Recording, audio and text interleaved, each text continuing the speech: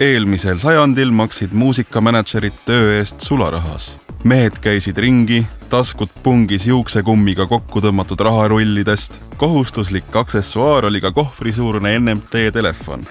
Sel aastal liikusid firmade vahelised tellimused ja reklaamtekstid veel telefaksi teel. Kuni aastani 1997 toimetati raadioreklaamid raadiojaamadesse kulleri teel kompaktkasseti, tati või minidiski peal. Siis aga loodi tarkvara, mis võimaldas helifaile kokku pakkida. Pakkimiseks sai kasutusele võetud Saksa Fraunhoferi instituudi loodud algoritm MPG1 Layer 2, mis on tänase MP3 eelkäija. Orbital võttis moodsa pakkimise kasutusele ja koolitas ka raadiojaamad pakitud reklaame vastu võtma.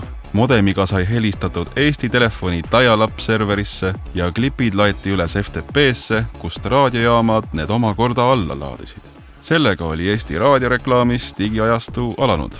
Aastal 1998 jagas Orbital praegust 4. korruse asupaika mitme teise firmaga. Üks naabreist oli soomlane, kes ajas mingit hämarat äri. Soomlane armus ühte venelannasse, kel omakorda oli vene mehest austaja.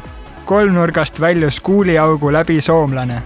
Firma pandi kinni ja mööbel viidi minema. Jäi vaid üks kvaliteetne tool.